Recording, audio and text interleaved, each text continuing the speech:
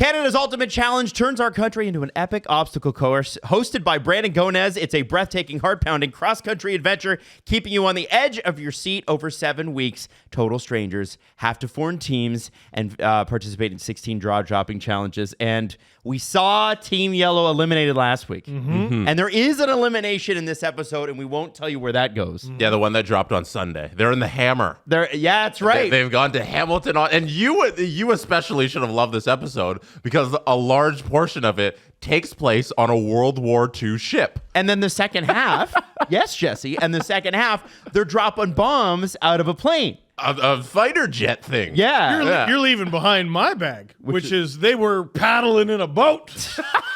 Yeah, big canoe guy over here would have nailed that challenge. I would have nailed it. Oh, I was criticizing how they were taking those turns so hard.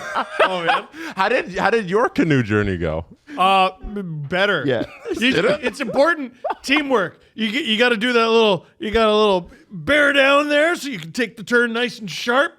And then once you're straightened up, you go again. Well, it's all about communicating. And for anybody that doesn't know, Steve once bought a kayak and then got out of the store and said, "Oh, I don't know how I'm going to bring this home," because and then he my couldn't friend fit it. brought their truck. So that's why we give him a hard time every time paddles are involved. It's a great show. It's a good episode too. I And like that one. I got to tell you, the tension on Team Green for me has been there. It's like, we're a team, but I could kill you. Yeah, a little bit too on Team Blue. There's a little bit of shaky relationships over there too. So the drama is big, and you should check out Canada's Ultimate Challenge right now. It's on CBC Gem. New episodes on Sunday. Again, watch for free on CBC Gem. Let's start the show.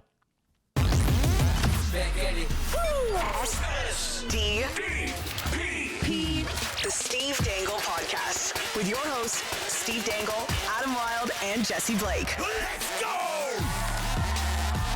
Elias Pettersson had one inner slot shot the entire playoffs. What? Wow. No. Yes. Wow. He had as According many. to who is tracking them? TSN. That's a TSN. All right. stat. Okay. And for the audience, who's that?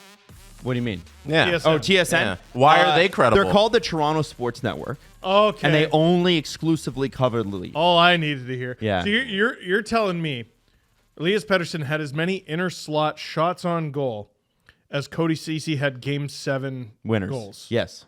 Yeah. Well, not winners. Sorry, Not not winners. winners. No, How dare you? Not First winners. goal. Yeah. Stupid. First goal. Stupid. Did you see my Yeah. stat this morning?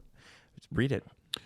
Cody Ceci. He just ready for this. He's so fired up. You're so horny for the stat. I don't know why. Eggplant emoji, for sure. Cody Ceci has as many goals in Game 7s since 2022 as the Toronto Maple Leafs as an entire team in the same amount of games. Wow. It's bad. Also, do you know not how great. many goals in elimination games Marner has in his last 20? The same amount! 2. Not Game 7s, just all elimination games. You want some more depressing stats? Sure. I'll look them up. Give me time.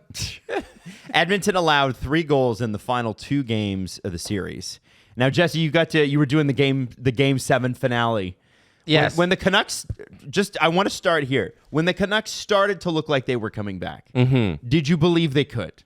All along the entire game, I was like, we're going to get something here. There's enough guys on this team who aren't going to quit. And the thing they never did was challenge Stuart Skinner. And once they did just a little bit, they scored a couple goals. Like they had through like the first 2 periods and a half, they had like 12 shots on goal. And then by the time they had 17 shots, they had 2 goals. Like, it was ridiculous the way they just sat back and played all game long. The Oilers got kind of lucky there at the end. I'm not going to lie. Like, they were clearly the better team, but their bread and butter is overwhelm your opponent. And they stopped. And they stopped with, 12 minutes to go? I think the pushback on the Oilers got lucky narrative is that with 3 minutes left, the Vancouver Canucks had 17 shots on goal. They ended the game with 17 shots on goal. The Wow. Oilers played exceptional defense. I don't think it's a matter of they got lucky. It's that they played a game where they clamped down. They didn't allow the Canucks to do anything by the end of it. And I think it's a new Oilers team in that we don't expect them to play that way. And they've managed to play that way in a couple games now. And I referenced Adam on his Game 6 stream where you mentioned, like, this reminds me of the Nashville-Vancouver series. It is. But it's exactly Edmonton and Vancouver because Edmonton plays a different brand of hockey that we think in our mind is just like, McDavid, go, outscore everybody, allow a million goals. But they also have exceptional team defense where they're able to clamp down and not allow a whole ton of high danger shots. Then let me correct then. For about 6 or 7 minutes, they got back to bad habits. They sat back and didn't play offense for sure. Right. Yeah. And they did a great job pinning the puck to the boards for the last 3.5 minutes. Zach Hyman, I thought, was instrumental in all that. He killed like 40 seconds on his own just by putting his skate up against the puck on the boards. It was fantastic to watch. And I think had the game-winning goal. Like, just what a goal. Does he have the league's strongest ass, by the way? He is the king of just, I've got the puck.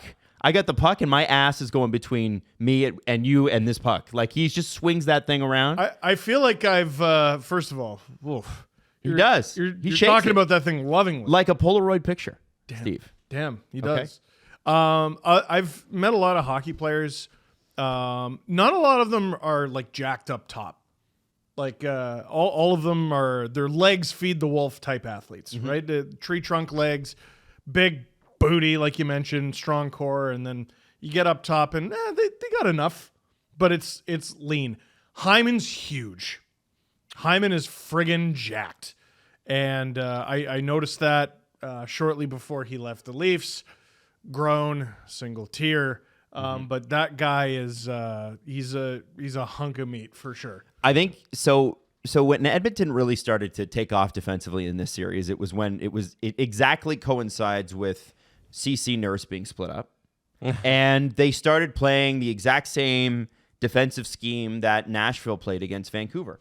The difference was Nashville can't score, right? And that's why I think Nashville will actually be a pretty good team next year if they get some goals. Mitch Marner, and Steven Stamkos. There you go. Boom, Nashville, Stanley Cup. They're a really good defensive team. And so Edmonton, which has been a good defensive team this year, what they did in Game 6 that I think carried over into Game 7, at least from the replay I watched this morning, was just don't let Stuart Skinner have to do anything. He wasn't great, but he didn't have to be. Right. That was the beauty thing. He made a couple saves, but he wasn't great. Like, I don't think you would ever sit there and say that Stuart Skinner stole that game from them. But the Oilers, they did an exceptional job blocking shots. Like, that on top of everything they did defensively. They didn't allow things to get to Stuart Skinner because they knew if you get a lot of shots on him, they might not go your way. And Vancouver, they did not look like up to this. They didn't look up to the task for up until the final 8 minutes of the game where they really turned it on. They hadn't looked up to it since Game 5. Right, and you credit that to the defense, and then you credit that to their play just wasn't at the standard that we expected. The 4-minute double minor, when I think the game was still tied 0-0, obviously they didn't score, but they generated so little. They had no shots on goal. Yeah, sometimes they'll get a chance, but I missed the net, so it won't register as a shot on goal. But they came pretty close. It was nothing. Nah, and dude, they missed Brock Besser so much. They score on that power play. Who knows? We might be talking about a completely different winner today. Well, and I think even before Besser and the unfortunate blood clot happened, I think ideally, if you're the Canucks, you need two more forwards next year. Of skill players, because listen, they had a good first line. They had the Suter, Miller, Besser, right? Pettersson and whoever, and then they had a really good third line with Lindholm, Garland, and Dakota Joshua. It was the second line, I think, where Pettersson was forced to play with guys like Linus Karlsson, and no disrespect, but that's not a guy that's ideal. Yeah, but you gotta drive. You got to drive, but no. I think it's okay, so if we took Matthews and we put him between two guys that really are not that great, or let's put him between David Kampf and Ryan Reeves, who are not great on offense, I'm sure he'd still score. It would just be less. They played him with Noah Gregor. They played him with Pontus Holmberg. Yeah, but who else was with him? Okay, well, Mitch Marner or William Nylander? JT Miller played with better line mates than Elias Pettersson because JT Miller produced.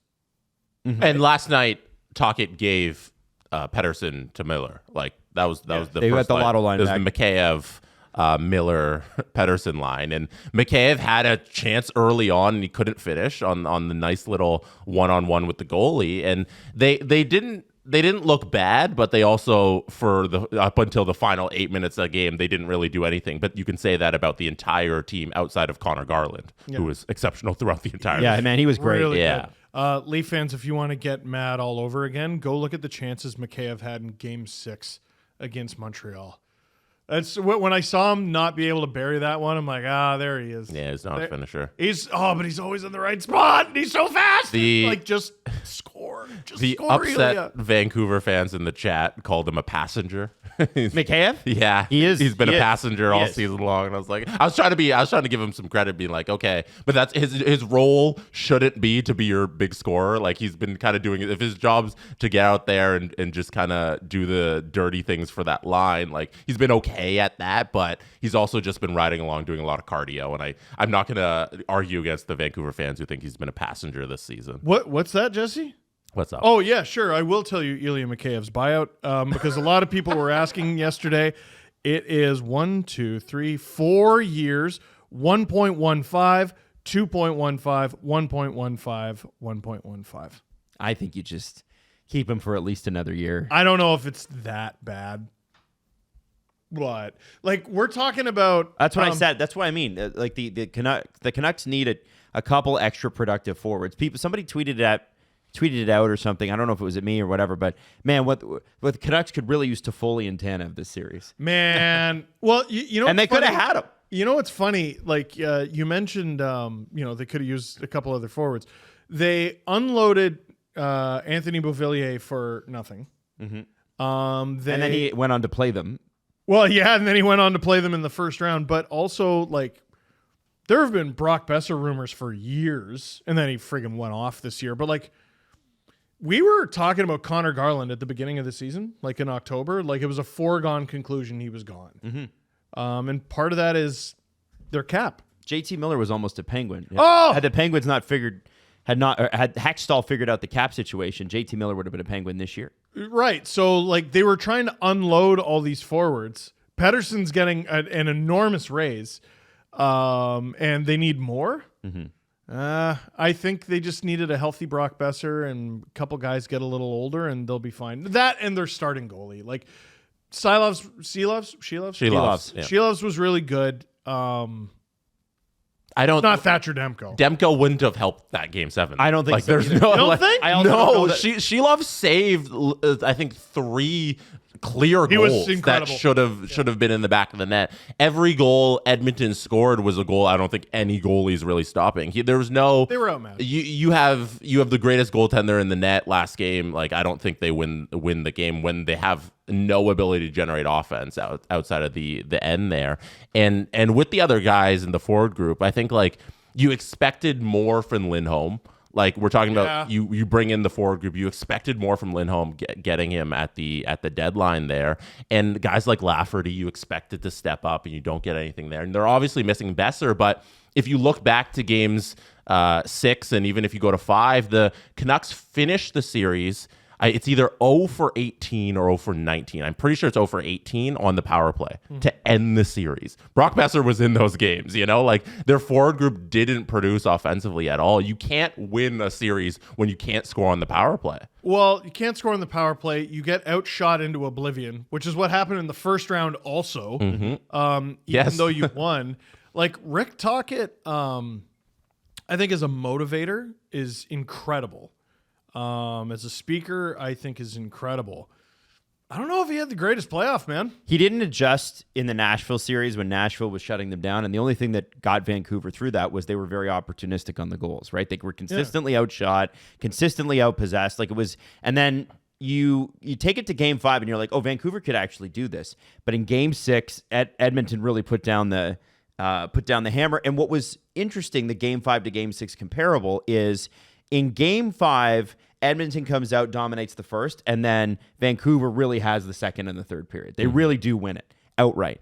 But Edmonton in that first period, I think, learned something, and they were like, "Oh, we can just do that for 3 periods." And the next game they did, and there was no adjustment again from talking to the coaching staff. I give the Edmonton penalty kill credit, but I look at the Give Edmonton credit. I mean, they won. but I look at the Canucks power play, and it felt a lot like the Leafs, where you've got too many stars on one, and it's weird because whenever Toronto played its second power play unit, it seems like things got done.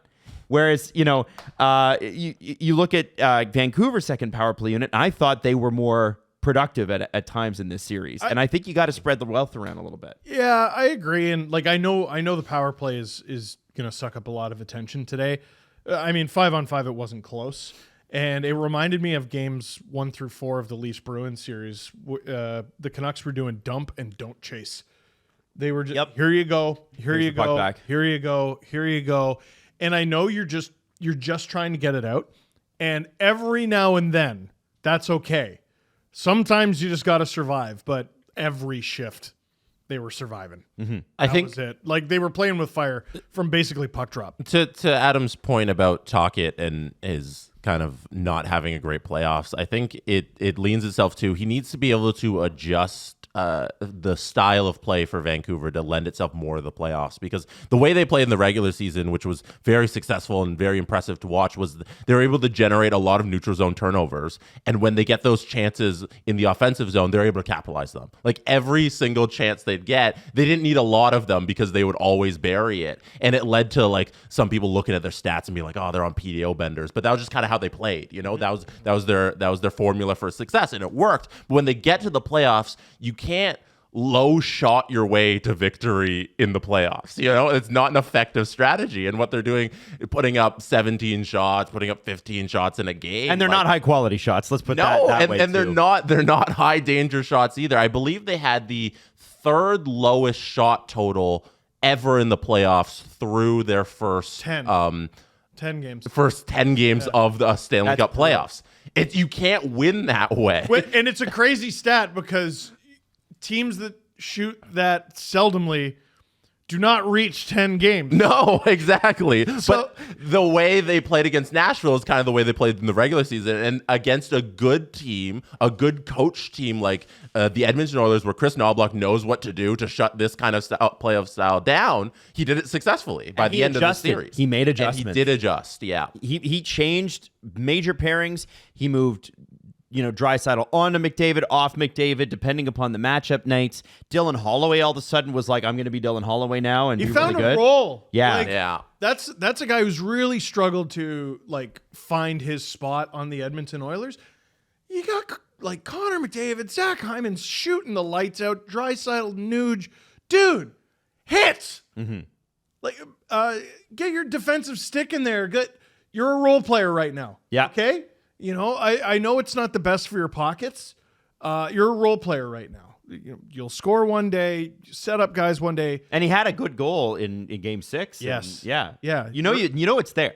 Yeah, you 100% know it's there. It's just when I saw that, it's so silly because you see all the high-end things the Oilers can do, but you watch that every single game. When I saw that out of Holloway, I'm like, all right, that's exactly the sort of guy that always seems to show up in rounds 3 and 4, right? Yep. When you need him. One guy, and I think Oilers fans, if you were to rewind this to Game 5, there was a lot of complaints. First off, Henrique's been, I think, injured. So he's sick or injured or something going on. And then Troy Stetcher, who they also required, hasn't really played. There were people going the deadline guys we got are not playing, and our depth isn't showing up. And it did in Game 6, and it did a little in Game 7 too. And the one thing I will say is that I was surprised at how quiet Corey Perry was. He hasn't been a very loud Oiler at all. No, I maybe they're asking that from him, but Corey Perry, the Corey Perry I know is a Montreal Canadian and Tampa Bay Lightning against the Leafs, just destroyed us from within. Was able to get under people's skin and do this, and I just did not see any of that. You know why? I know why. Because Corey Perry is the fucker-upper when the other team outmatches you, when the other team is better than you. Kings weren't better than the Oilers. No. Not even close. Nope. Canucks? they weren't better than the Oilers. They had them on the ropes, like with a 3-2 series lead. But did they ever? I don't know if the odds for the series winner ever went to the Canucks, even when they were up 3-2. Like the Oilers, it seemed at the beginning of it and by the end of the series were agreed upon by most as the better team. So Dallas now is going to be very interesting because on paper, to me, that team's better. Yeah. That team's deeper. That team, like I'm trying to think of a dance partner for Perry. Like who's going to swat away the flies on the Dallas Stars? They got a big D-core. I think this could be the Corey Perry series. Okay. All right. Yeah. Also, guys, Corey Perry wasn't effective because he didn't play. He played. He wasn't in game 7. Well, that's what I mean, though, is that like games 1 through That's 6. crazy though. He also wasn't in game 6. He wasn't? No. Corey Perry was scratched 6 and 7. Well, there might be the problem too. I honestly was like, where is this guy? They're not on the ice.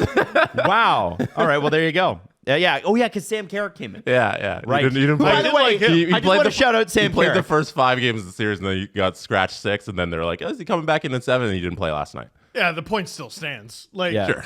who is his dance partner on the Canucks? Sure. Yeah. Listen, no disrespect here, but if Connor Brown is drawing minutes and Corey Perry is not, unless there's an injury, that is... Last night, some of the funniest stuff came out of Connor Brown's breakaway. Oh. Why? Because he shot it right into the chest of Shilov's, and everyone's like, Connor Brown, when he's on a breakaway and the goal is to shoot it right into the chest, and it's like Michael Jordan. He's played well. He's got stone hands when it comes he to does. a breakaway. He's got the legs, though. Still got the legs. He does have the horse legs to get out in front of everybody, but in terms of dangles, nothing. Yeah. It's so like I wonder if it's an off season of just working on that will get him back because he had so much time injured that maybe his you lose your career's time. not over. No, There's no way his career's over. No way. But he's just But yes. everybody kind of expected him to do nothing on the breakaway, and it was hilarious when he shot it right into Shilov's chest. It's the way your brain works, or at least the way my brain works when my team gets a breakaway. In order is, they have a breakaway. Who's on the breakaway is number 2. Yeah, is it David Kampf who might do something? Might surprise you? He might. Yeah. He might. Oh, David Kampf every now and then is like, I'm Pavel Datsyuk actually. But But I'm gonna it's, try a Michigan. yeah, it's just really rare. I think I want to say there was a breakaway in Game 7 for the Leafs, and I went, it's Connor Dewar. You know, Yeah. it's Connor Brown. Just it's the wrong Connor, I guess. It's not the ideal. But if it's Willie, and he's got such a unique style where you go, it's Willie! Yeah. Like you just know right away. yeah, he got like a turnaround backhand pass at center ice, and he's behind everybody. Yeah, it's beauty. Yeah, But they have a But then break. occasionally it's Connor David Brown. Kampf. Yeah. No, we just said he might surprise you. Yeah, he David might. Kampf, He might. Yeah, Kampf, no, not so I'm much. Pavel Datsyuk today. Yeah. It's, what is it, Tuesday? Yeah, no, I'm Pavel Datsyuk. Jesse, let's do the BetMGM big story. So, with the Stanley Cup Eastern and Western Conference Finals upon us, Jesse Blake at BetMGM has the odds to win the Stanley Cup. Yep. And now, Jesse, you set this up because you don't think we're going to get it. I honestly Steve don't also think can't you see will that. have the correct answer. But that's a kind of a hint, I guess. Yes. 'Cause Yeah, no. I'm telling you, it's going to be We'll off the take board. the obvious answers, right? Leafs. Yeah. Who would, if I asked you, who is the favorite? The I would betting say favorite Dallas right now Stars. Carolina Hurricanes. to win the Stanley Cup. Who you got? Dallas Stars. Steve, who you got? New York Rangers. The Florida Panthers. I are believe the it. Betting favorite to win the 2024 Stanley Cup. Can you tell me who's second? If it's the Oilers, I'm going to laugh. I mean, It can't I'm be. gonna say the Oilers. I'm going to say Dallas. It's the Dallas Stars. Thank you. Oh, Yeah. Third, Yeah. the Edmonton Oilers, and fourth, the New York Rangers. Whoa, really? Do you agree with these odds? I do agree that Florida's going to beat New York. So I got a That's what I think. I got a conflict. Oh, My bracket, it's had its ups and its downs. But right now, my Stanley Cup final has the Final Four has two of my teams from the Stanley Cup final. I have the Dallas Stars and I have the New York Rangers. If I had to bet right now, I'd put money on the Stars to beat the Oilers. If I had to bet right now, I would put the Panthers over the Rangers. really? Yeah, dude, they're so good. They're so good. I think the Rangers are going to be shocked by how violent that series is. Matt Rempe Mania is going to run wild. And I know he didn't play in a lot of the Hurricane series. Yeah. And the reason for that is what for? What on earth for? But now, Panthers? No, he has to be in the lineup every night. I don't think you mess with the fourth line right now. The way they closed it out against Carolina, I don't think he pencils in for game one. But if it gets a little chippy, maybe he gets in there. Game one is when you want to brutalize your opponent and break them down as much as you possibly can. He's going to play game one. so the big story is that the Florida Panthers Yeah. are the odds-on favorite to win the Stanley Oh, Cup. I'm surprised they're ahead of the Stars. The odds are very close, but I'm surprised that they're ahead of the Stars. I think everybody's kind of on the Stars right now. Yeah, 100%. They're so good. I am. They're so good, but there's a lunacy element to the Florida Panthers. You know what I mean? Like you're not sure what they're going to do next, which means you give them room. People forget, like, the reason they didn't look close to Vegas, or a big part of the reason they didn't look close to Vegas, is their best player had a broken sternum. Like, and they still got a game. Yeah. Yeah. This year, the team is clearly better, and they're healthy For now. for now. It's cool to think about how in a couple weeks, but like a month and a bit from now, one of Matthew Tkachuk, Igor Shesterkin / Panarin / Trocheck / all those guys on the Rangers, Joe Pavelski, Connor McDavid, and Leon Draisaitl. One of these superstars on one of these four teams is going to have a Stanley Cup ring. And forever, his legacy is going to be changed. We're going to look at that player completely differently because they got it done. That's fun to think about. How about this? Last show, all we did was talk about how no coach other than Scotty Bowman since the 30s has won a Stanley Cup with more than one team. Yeah.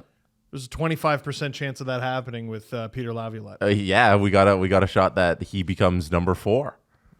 Wow.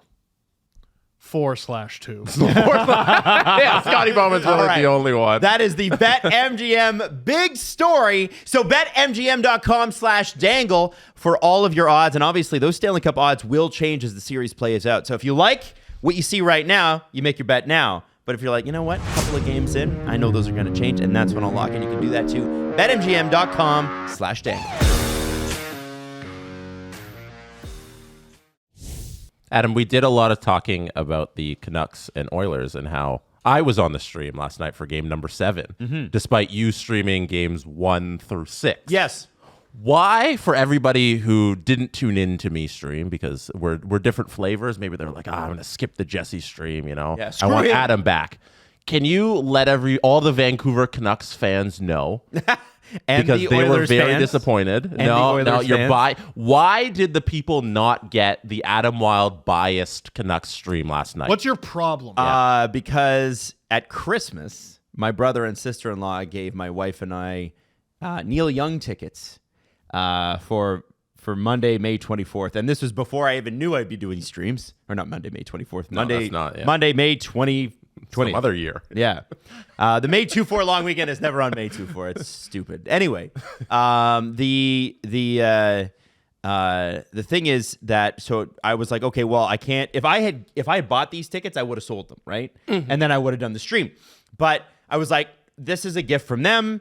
And I haven't seen Neil Young in years, and I really want to go and whatever. So you guys were cool enough about it, and Jesse's like, yeah, sure, I'll cover whatever. And like, you never know when the next time you can see Neil Young. 100%, 'cause he's Like, old. just being completely honest. Yeah. You know, The when's man's the next old. time he's going to be in Toronto doing a concert? Yes, and I have to tell you, how old is Neil Young? I'm just looking that up right now. 78. Like, yeah, come on. And I have to give he him should credit. change his name. Neil. That's false advertising. The man. Hey, oh. The man can still perform. Like, he can still sing all of his songs and stuff. The problem is that he chooses not to. Oh. So here's what I do. When I go see a rock act like this, Did you have a bad time? What? So whenever I go see a rock act, I never check the set list because for me, I want the surprise of what's going to come up. Yeah. And when you see classic acts, Damn, I feel that though. you get hit after hit after hit after hit, and it's exciting. Now, I know with Neil Young, part of being a Neil Young fan, which I am, is you have to indulge him. He is self-indulgent and needs you to hear his new music, and that's fine. So I went to see Crosby, Stills, Nash & Young when they were on tour with my mom. Mm-hmm. And he had They were on tour with your mom. with my mom. My mom was open on the tour. Yeah, no, I went with her when I was like 20, and so you have so many hits. They have so many hits as Crosby, Stills, and Nash, and then Crosby, Stills, Nash & Young that you're like they could just do hits the whole time. But because Neil Young just put out an album. This was back then that you're gonna have to hear 5 or 6 of his songs, which is great because you go to the bathroom, you grab a beer, whatever. Okay. And you know what? The CSN guys were good at about, singing back up and playing along or whatever. And then they start to get into the real hits like, Immigration Man and Teach Your Children and all the other songs that you want to hear. Last night, I really should have checked because I looked it up in the New York Post this morning. And let me just run this. Here's what the New York Post had to say. And I know it's the New York Post, but they could still review music. Young made it clear this is a show for real fans, bracket, and possibly himself. Those who have only heard his greatest hits album can check their bags at the door. Wow. Now, I have on vinyl everything from his Buffalo Springfield days to his... Those are two places. Buffalo Springfield is a really great band. Crosby, Stills, Nash & Young. I've got all the stuff through the 70s.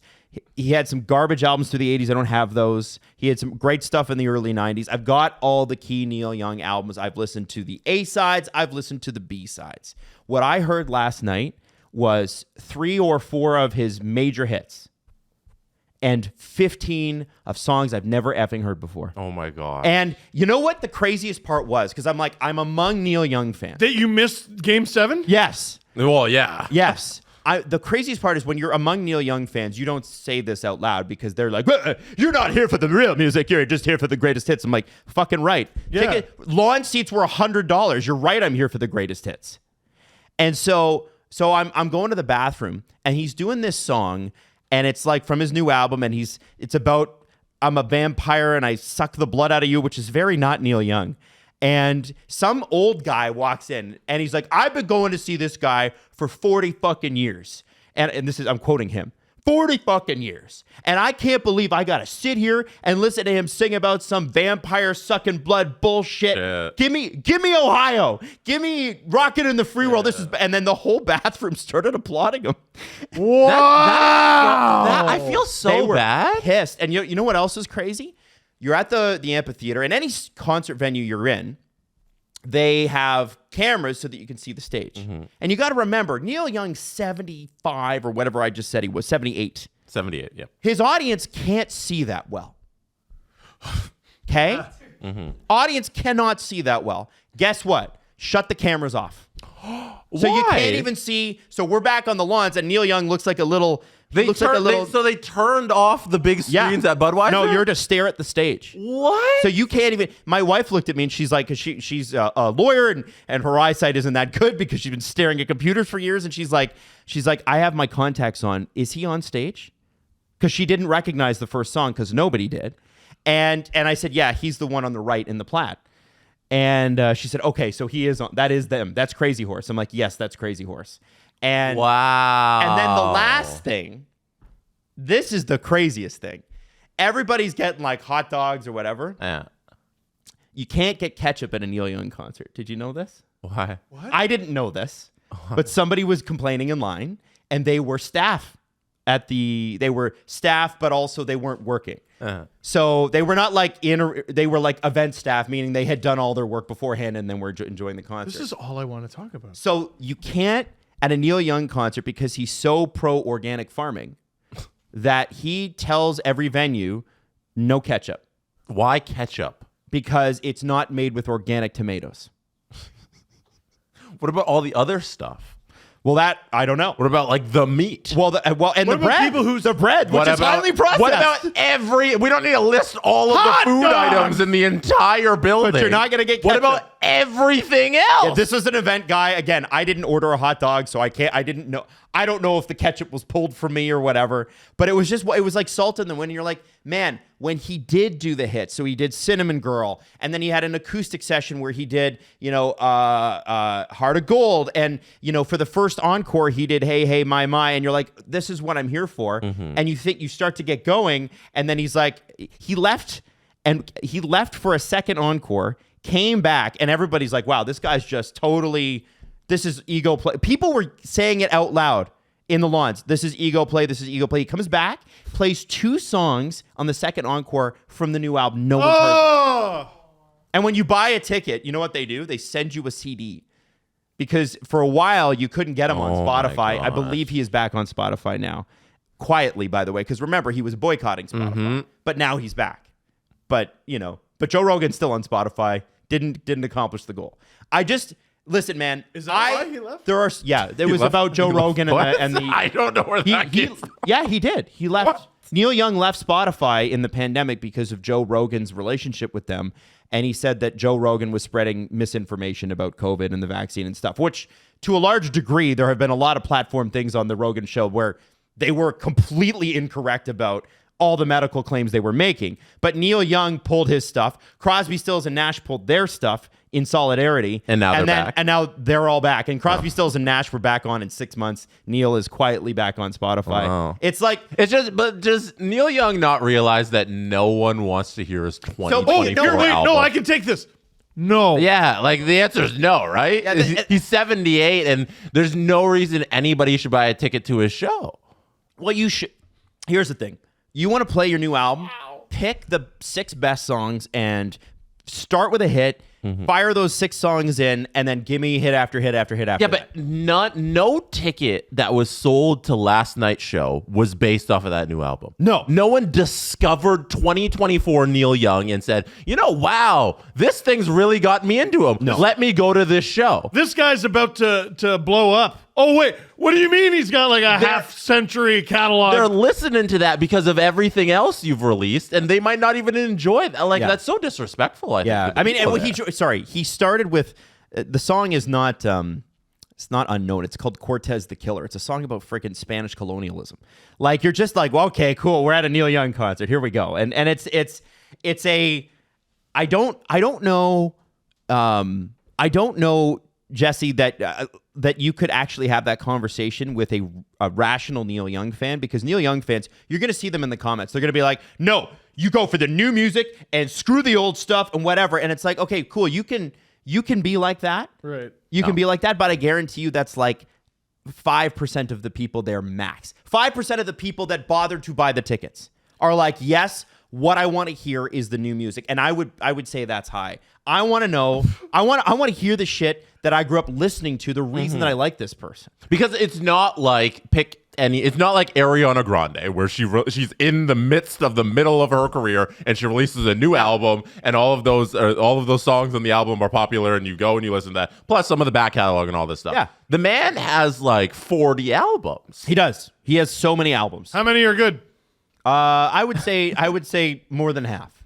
More than half. He had a great run in the 60s and the 70s. In the 80s, he signed a weird record contract and intentionally put out bad records to get out of it. Like Prince? And then they sued him because they're like, you're not making commercially viable music, Neil. You're fucking us on this.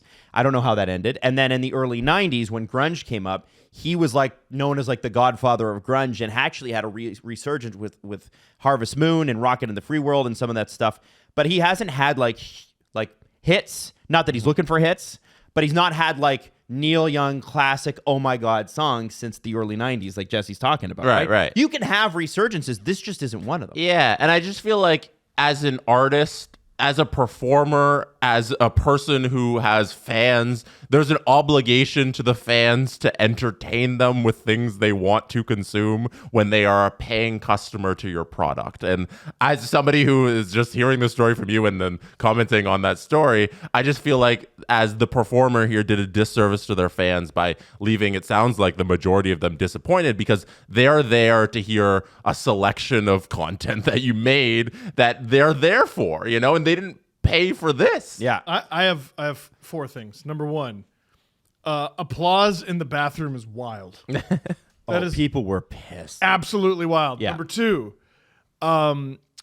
you going to that shitty concert is the reason that the Vancouver Canucks series is over. Yeah. That's Yeah. me. It's and me. season is over. I was the Canucks good luck. So Justin Fisher put up a poll last night on the stream, and he sent it to me. It was, is this Adam's fault? It was coming towards the end when it was Absolutely. quite clear that the Canucks didn't have it. 78% of people on the poll said yes, it is Adam's fault And that they lost. the remaining percentage selected super yes. I mean, that's fair. I can't. What am I going to say? Number 3, if you'd like to become an SDP VIP, you can do that right here on the SDPN YouTube channel, and we can also do it on Spotify and Apple, where we talk about non-hockey stuff all the time. And it's really fun. And number 4, to Adam's brother and sister-in-law, he hated your gift. I didn't hate it. He hated your They hated it. gift so much. They were there too, right? Oh, yeah. Of course they were. And they hated it. They were pissed. They hated your gift, and by proxy, you. My brother-in-law, Dara, was like, he kept looking over at me every new song. He's like, what the fuck is this? Every time he's like, what's going on? And so Neil's new album has something like, it has like 17 or 18 new songs. It's called Fucking Up. Yeah, and they played Fucking Up, and it was so, oh my God. Wait. It's so embarrassing. Yeah, I'm on the real? Wikipedia page Yeah. for Fucking Up, a live album by Canadian Here's singer-songwriter the Neil thing. Young and his band Crazy Horse. He's going to play another show tonight, and Neil Young fans are hardcore enough in Toronto that they're going to buy tickets to both, right? And I think there's probably going to be one. I think there was one later on in the summer as well. And you know what sometimes these artists will do from this generation? And this fucking makes me crazy. Wait, Is they'll do his generation? His generation is that oftentimes they'll show up, they'll do a double night feature. The first night is all the new shit. The second night's all the classic shit, and they don't tell you. So Like he's going again tonight? I think he's going. Yeah, I think it was the tonight Neil Young Toronto. I'll check that. Maddie, what's up? Adam, Yes. did he play Old Man?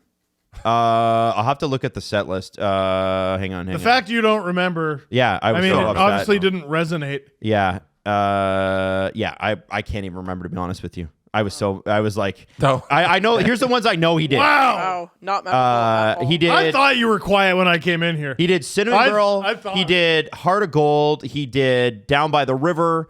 He did Hey Hey My. He did. There was a few others. There's when there's like 20 songs in a set. You're like, I don't know. Also, I looked it up. There is such a thing as organic ketchup they could have got. Well, Oh, yeah. yeah, but the venue is like, we're not gonna pay for that. What the hell? Yeah. So Where here, was it? Budweiser stage? Budweiser stage. Let me see if I can find the. Yeah. So he's gonna be on tonight as well, or tomorrow night. Is it tomorrow night? Yeah. Anyway, it doesn't matter. The set list. Let's look at the set list. So You paid $100 for the lawn? Cortez the Killer, Cinnamon Girl, those are older songs. Vampire Blues is number 6, was the one where people were starting to get pissed off. Down by the River, Heart of Gold, Hey Hey My. Yeah, just not great. I think the next concert dead. is July 8th. That might be what you're talking about. So that one, I guarantee he's going to come in and just roll the hits. yeah, July 8th says Budweiser stage, Neil Young. Oh, man, it just drives me crazy. Just drives me nuts. And Doubles down and plays exclusively the new stuff. I had a buddy who years and years and years ago went with his dad to an Eric Clapton concert. And this is like internet, but like it was like pre-Twitter, right? You're talking about like high school for us and before. And Eric Clapton shows up and he walks out to the microphone when he opens and he goes, "There will be no rock and roll tonight." And he proceeded to sit there with 30 effing guitars and do all of his stuff just himself. And people were like, and Eric Clapton tickets are outrageous. They're so expensive, even back then. And so if you didn't know that beforehand, now you can do research. I purposely chose not to. It's my fault, right? I purposely chose not to. You shouldn't fucking have to. But Eric Clapton they'll be like, yeah, no, this is what we're doing. So if you're going to do something like this, if you're a hardcore fan of something, and this is what I think in music, and you want to do a tour like this, make it a small venue one. Don't go to the Budweiser stage with 15, 20,000 people and put on a show like you were pretending to put on a show with the real hits. He should have been arrested for indecent exposure. Because that's just public masturbation. 100%. Do club shows. That's all that is. So Billy Idol, who I love, did an acoustic tour with Steve Stevens, the guy he wrote all the songs with. Great name. And they did all of their hits and some new stuff. But they did it at venues that were like 300 people or 200 people for like the hardcores, right? You go, he tells some stories, he's talking to the audience, super intimate, that sort of thing. Neil doesn't do that. And I just, with artists like that, people will be like, no, that's the true artistic. No, it's not. Don't rip me off, man. I hate that. I hate being ripped off. And guys are like, they're yelling in the background like, I can't even fucking see the guy.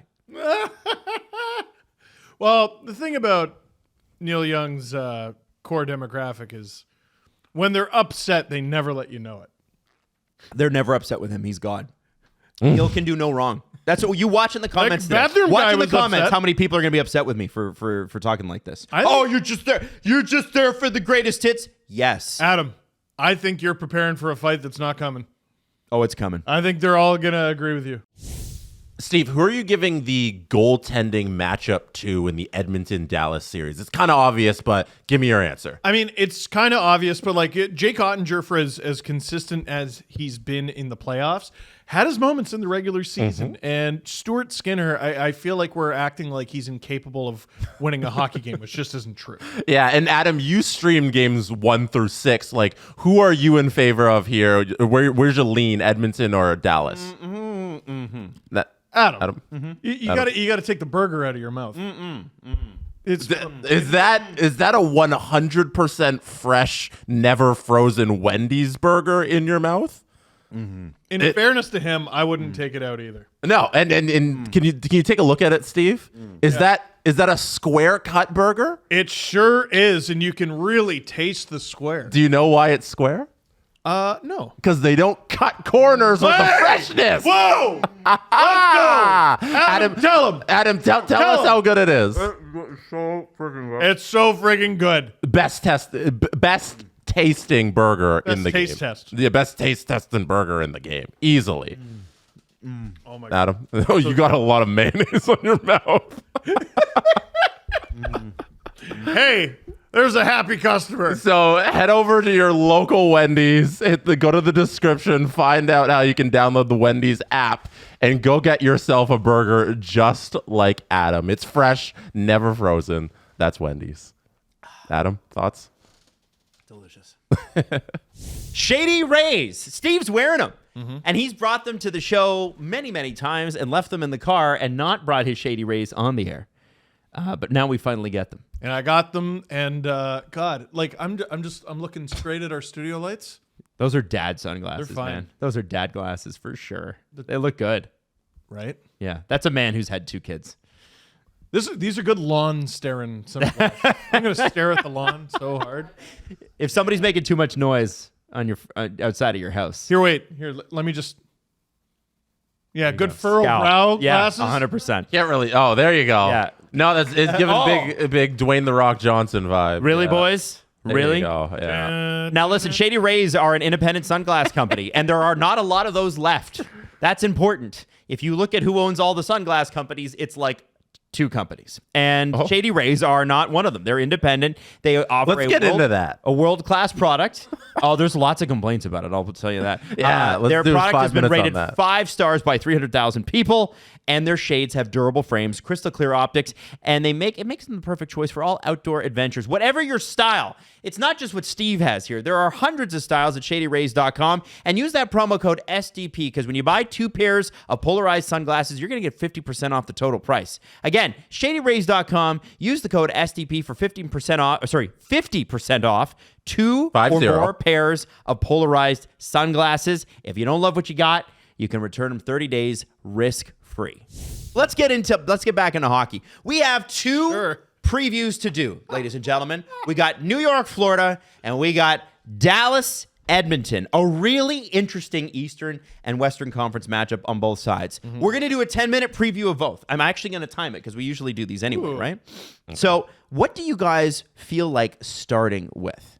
I feel like Dallas, Edmonton is going to come down to how many saves Andy Moog. There you go. Oh, I like that. Let's start there because that's the freshest because we just did Edmonton, Vancouver. Let's do it. Okay. So Dallas, Edmonton, Pete DeBoer is in his 5th conference finals in 6 years, 3 different teams. Very impressive. Very, very impressive. Let's start with the Dallas Stars. Where are their weaknesses? Last year. They don't have any. I guess it'll come down to, can they slow the Oilers down? That's what it's going to come down to. But I don't know what their weaknesses are. I really don't. Their special teams are fine. They get saves. They have a huge defense core with some mobility and offense there. They can roll 4 lines as effectively and as deadly as anybody. This isn't a knock on the Oilers when I talk about how good the Stars are. They were my Stanley Cup pick for a reason. They're stupendous. They're absolutely stupendous. And they're the sort of team that I think can survive injuries. I'm trying to think of like what the most costly one would be for them. Obviously, Jake Ottinger would be bad.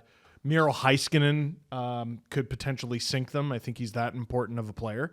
But, I mean, everybody else, the Dallas Stars, especially their forward group, they just grow like weeds.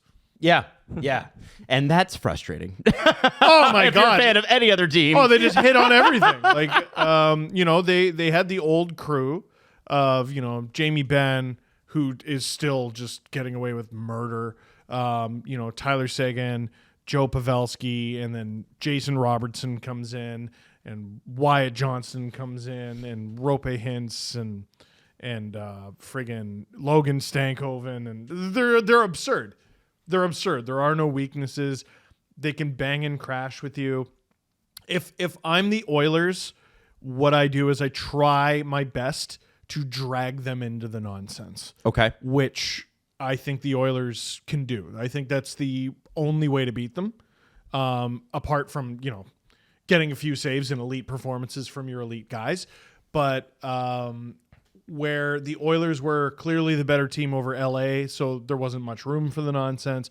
They were clearly the better team over Vancouver, so there wasn't much room for it. I think with Dallas, they have to drag them into the muck. Perry is going to be needed. Sam Carrick is going to be needed. Vander Kane, I think, is going to be a huge factor here. Darnell Nurse, I want doing less of that. I want him focusing on what he did in game 6 and 7 because he was effective. Well, him and Vinny Desharnais together are just enormous. Yeah, they were effective in those games and in those roles. Leave it up to their forwards to drag them in. I like that. I like that. Jesse, what are your initial thoughts on this series?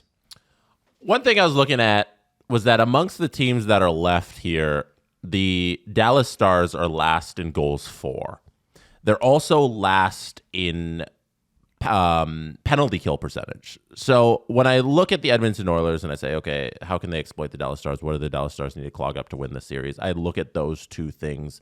The Edmonton Oilers, obviously, we all know, can be the most deadly team in the universe on the power play. And if they're able to take advantage of a team that has struggled at nearly less than 70% on the PK that the Dallas Stars are at, like there's a avenue to exploit them. And if the Dallas Stars are last in goals for and they can't generate as much offense as they'd like to compete with the Edmonton Oilers, I can see Edmonton outscoring the Stars and outscoring any of their problems they might have and continuing to play good defense and finding an avenue to win 4 games like that.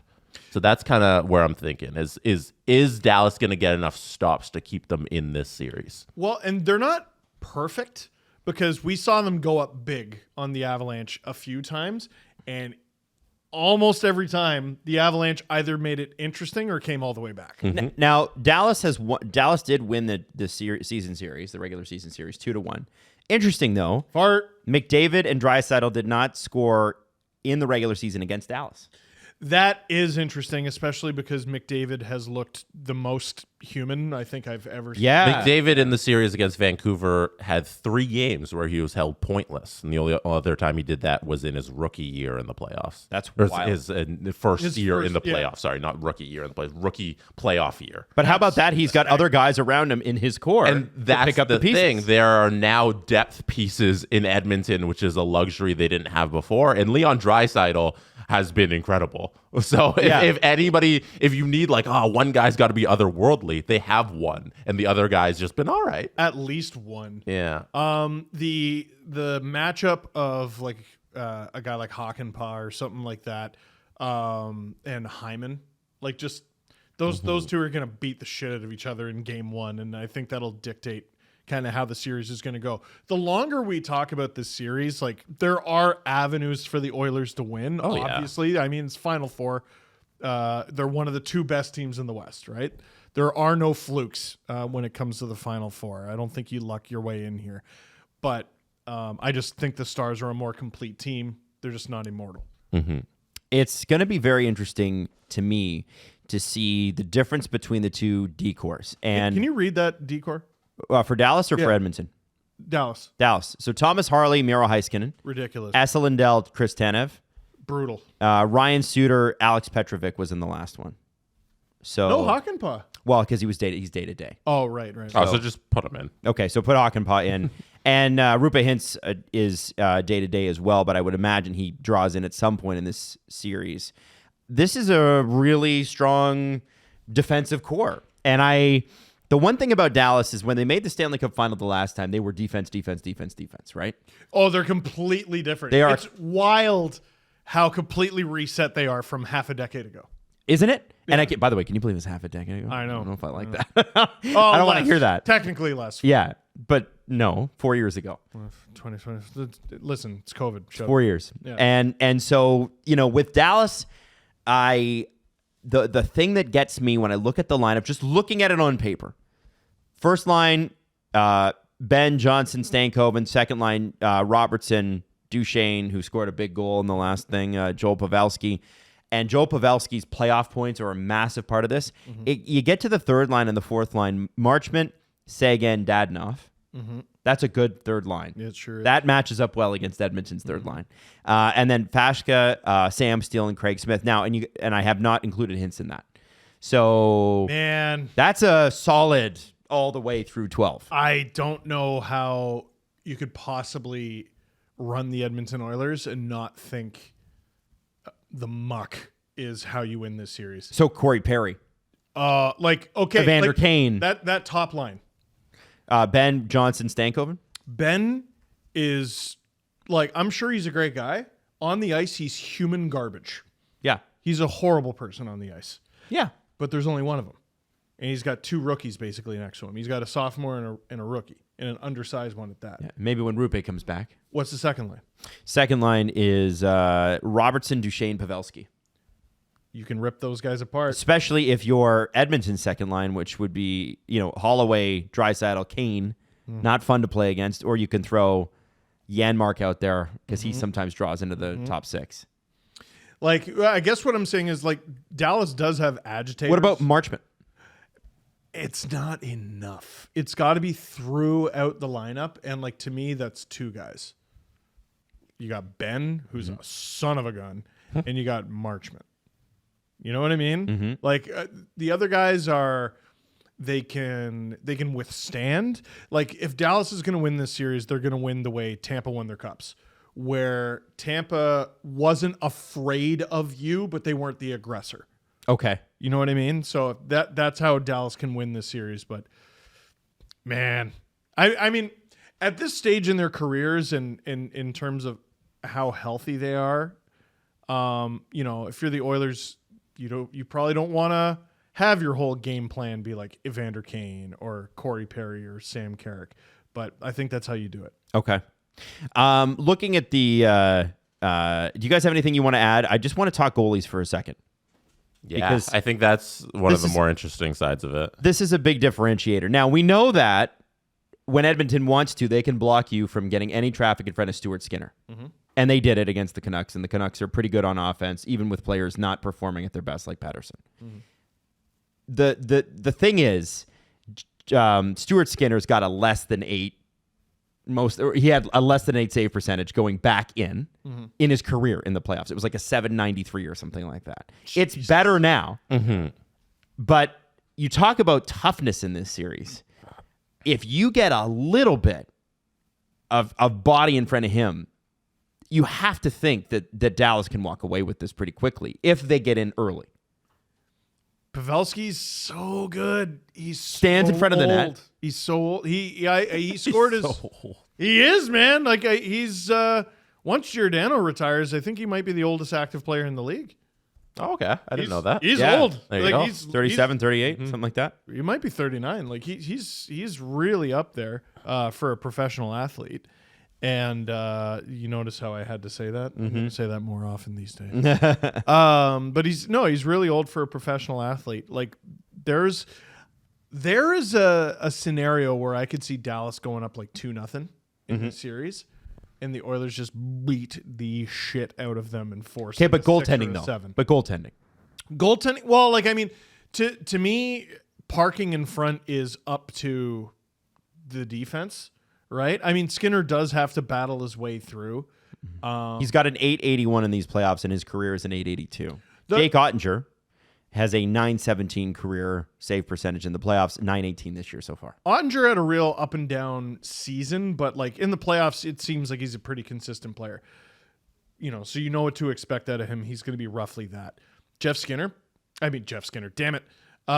Jeff Skinner's never been in the playoffs. Yeah, Stuart Skinner. Oh my God, that's unbelievable. Stuart Skinner, you don't know what you're getting. No. You don't know what you're getting. He looked great in 6 and he looked great in 7. Cool. All right. Well, What do you get in game 1? did he look great, or did he just not face any shots? That's my question. That's my question. I don't think he made any games. Game 7, he looked great until he aggressively didn't.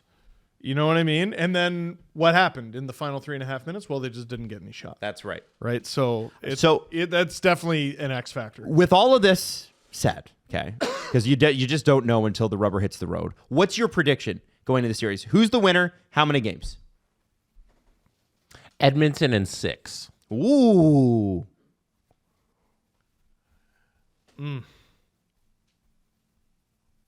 This is a more even series than I thought it would be a week ago. I'm going to say Dallas in 7. And I will say Dallas in 6. All right. But you know what? It all hinges on one player for me, Connor McDavid. Oh, I mean, If he goes off, if he has his best series of the playoffs so far, over. Jesse's right. Well, we'll see. If he has it. So anyway, that is your Dallas Edmonton preview. How we do it for time? Now we're about 12 minutes. Not bad. Oh, a little over. A little over. Okay, now let's do the Florida Panthers Yeah. and let's do the New York Rangers. What a matchup. Fantastic matchup. And there's a lot of I think we should start with the violence thing, because that's what everybody's most excited about. You got the Rempire State Building versus all the merry men of the Florida Panthers who hook, slash, punch. Brad Marchand actually came out today and said that he moved up his timeline and lied to doctors to play in Game 7. That's how bad Sam Bennett got him. Dude, Marchand has done nothing but say all of the quiet parts out loud. Yeah, he has. Yeah. Well, you're going out there and you're trying to injure your opponent. Oh, I lied about my head injury. Yes. Like, did he actually say that? Yeah. Is it locked? It's an article. It's an article with the Athletic. I'll pull it up. Dude. Wow. I didn't Yeah, get that today. one. It's Wow. an article today. What did he say? I'll pull it up. You guys keep going though. Well, You Steve, I know you're on the Matt Rempe thing. What I saw out of them in Game 6 against the Hurricanes, I don't know how you mess up with the fourth line. Like I think Jimmy Vesey had a great game. I think Goudreau and Cooley, if that's the fourth line they go with, I don't know if Matt Rempe immediately pencils in, but I think it's going to be. I think right now it lucked out to we have the two best teams of the Eastern Conference. Like, I think that's what we've come out to in the East, going head to head. And I think it's going to be a little bit more of a defensive battle, we think, because people don't give Bob the credit for being the otherworldly goalie that he is every year in the playoffs. And Igor has been on his game whenever the New York Rangers are winning. So I think we're getting a lot of low-scoring games. And in those low-scoring games, you are going to get the physicality out of it as well. Yeah. So you're looking at these lineups, guys. Kreider, Zibanejad, Roslovic, Panarin, Trocheck, Lafreniere, who's had a breakout playoff to go along with this breakout year. Hedl, maybe? As an option. Wenberg, Capo-Caco, Cooley, Barclay, Goudreau, and Jimmy Vesey. And by the way, Blake Wheeler will also be available for the New York Rangers. He's an option, that's right. I don't know if he's going to play, but he's an option. And then you got Tarasenko, Barkov, Reinhart, Verhaeghe, Lundell, Kachuk, Bennett, Rodriguez, Lomberg, Stenlund, Cousins, and Luosterainen. Yes. So we're talking about, it seems anyway, up front, pretty evenly matched lineups. I just see a lot more violence on the on the Florida end. And what I mean by violence is like, yeah, okay, Jake Trouba's going to lay out some guys, and yeah, Rempe's going to fight somebody, maybe not. Florida's not known for fighting.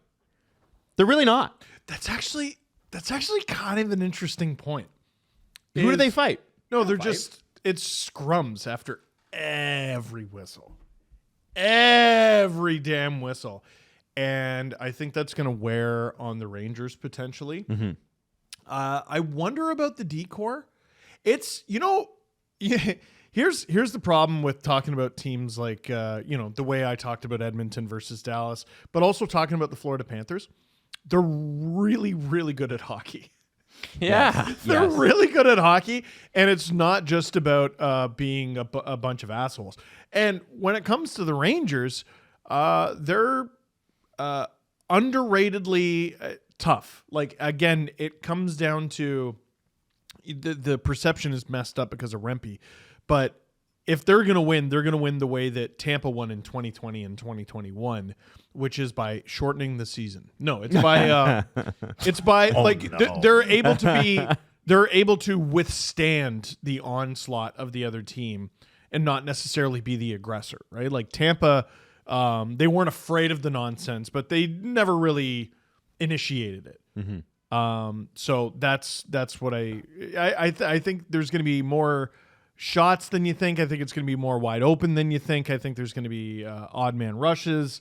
It's going to be fun. It's going to be fun hockey. I was looking at this, guys, and I wanted to ask you something.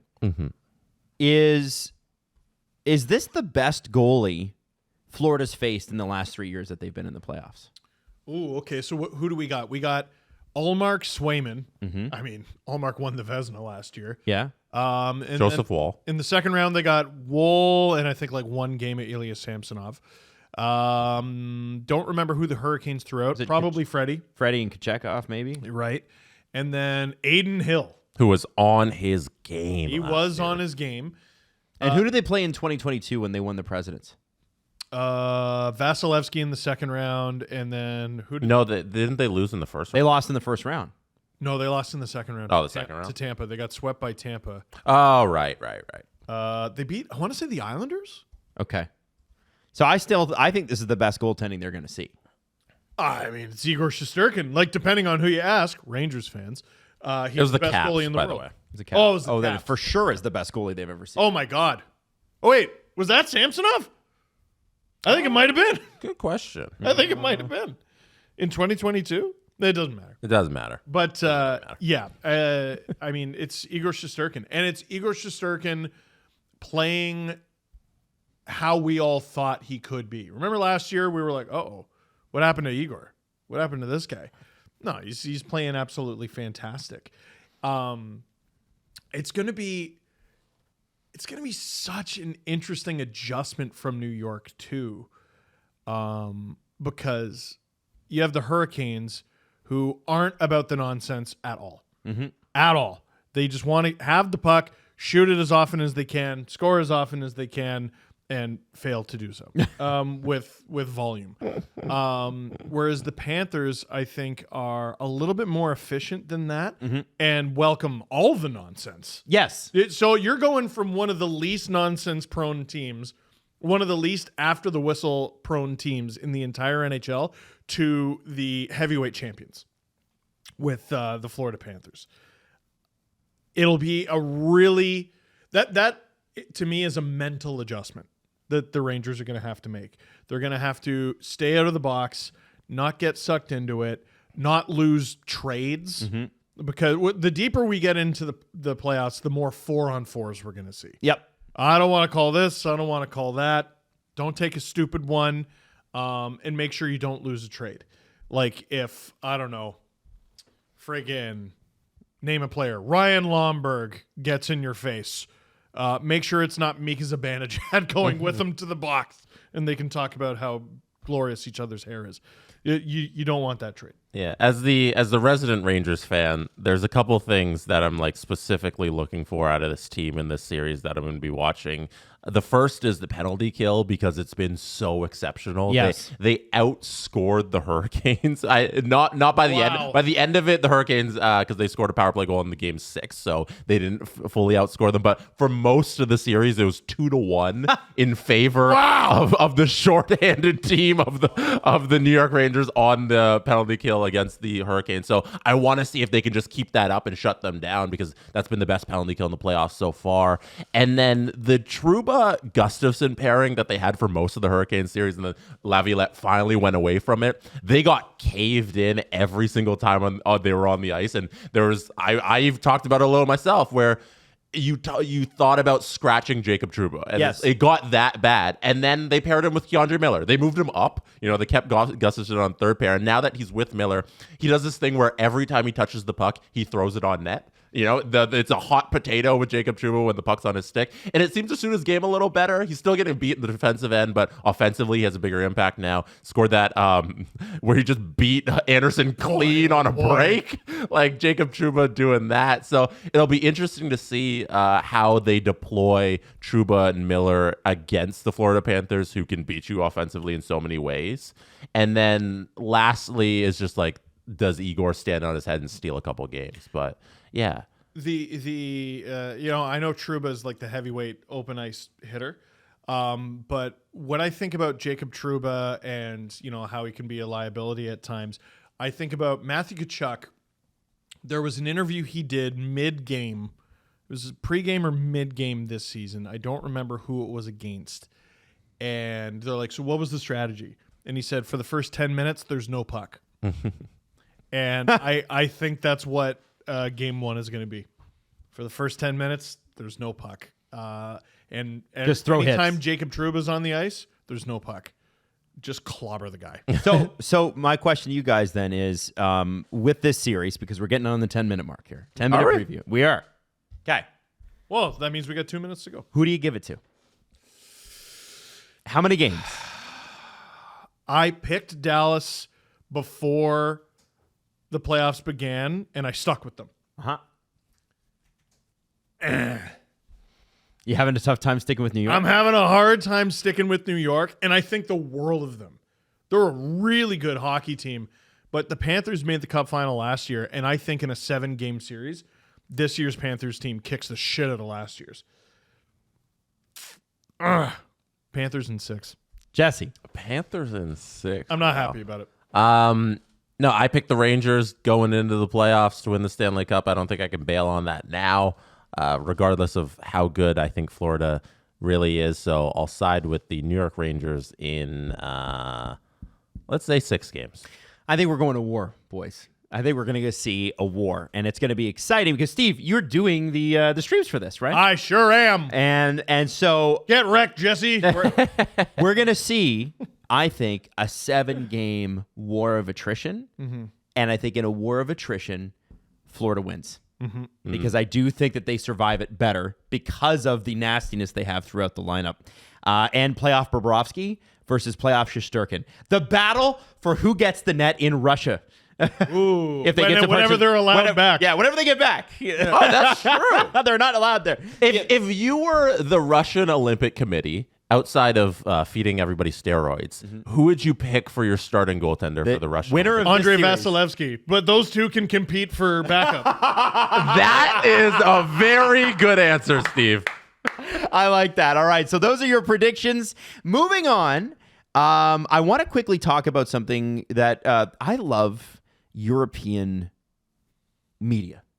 Okay. European media, if you watch European sport, is the best because there's salacious rumors and crazy stuff. And the interviews are far more open.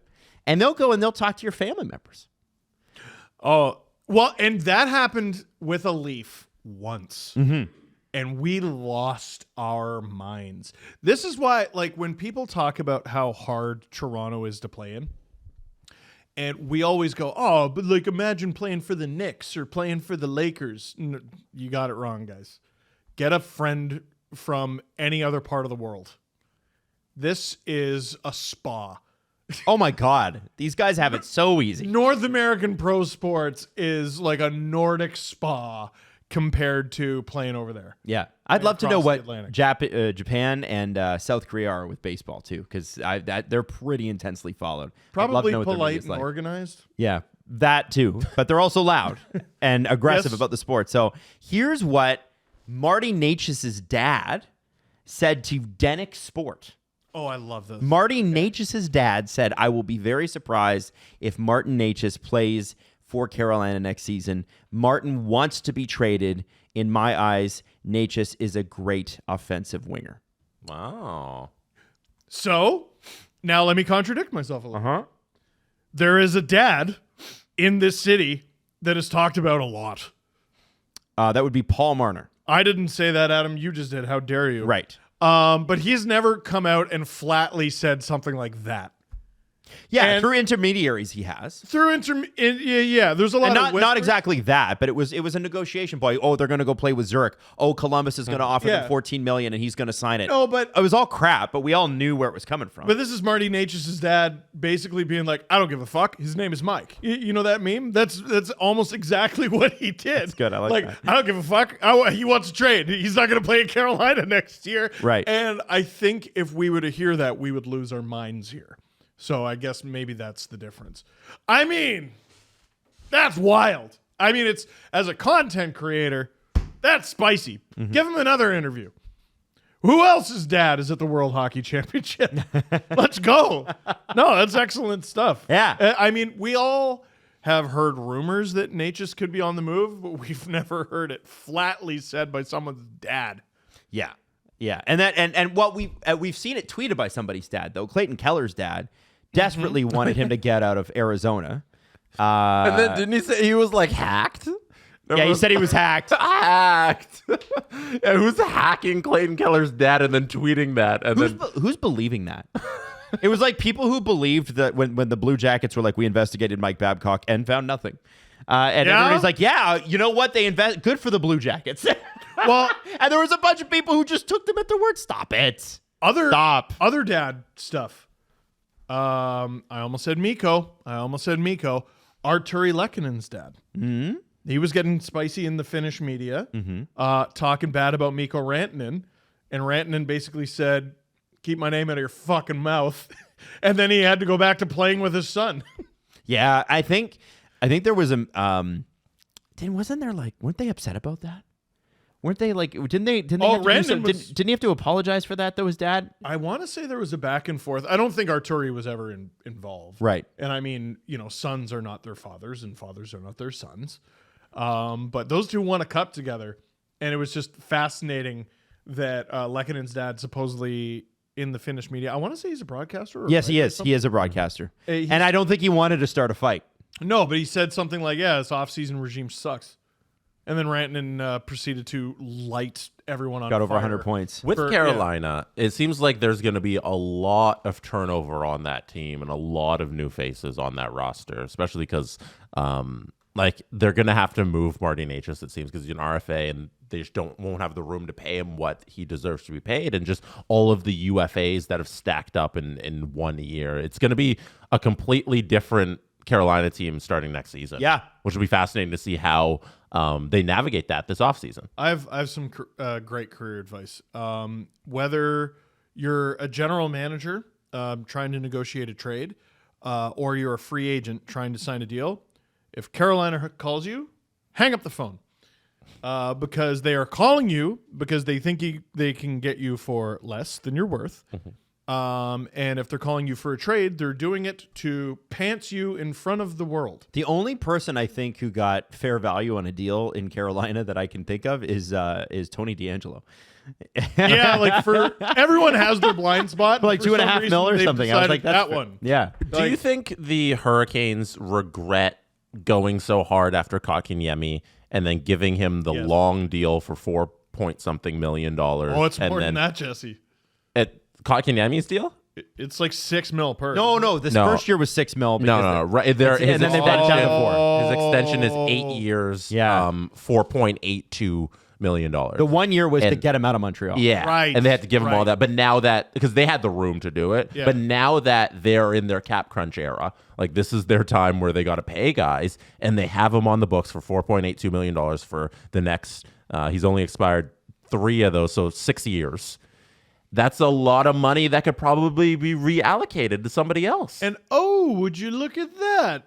1 year left with no trade protection. Oh, interesting. Now, If I know the Carolina Hurricanes pattern, he is gone. but to who? You think so? And for what? yeah. I don't listen, he's not an appealing trade, but guys get traded.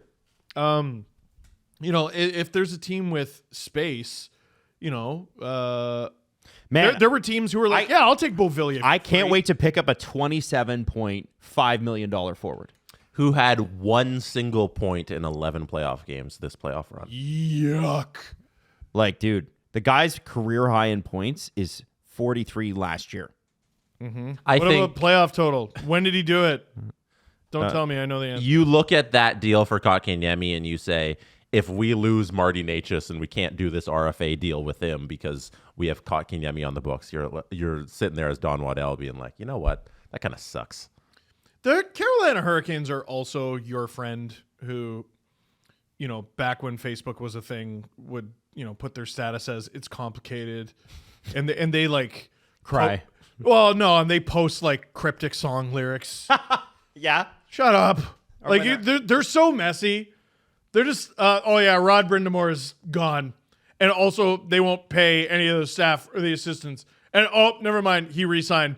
And then a couple years passes and, start posting Billie Eilish or Taylor Swift or whatever, and all of a sudden, I think he's going to leave. And there's a bunch of other openings.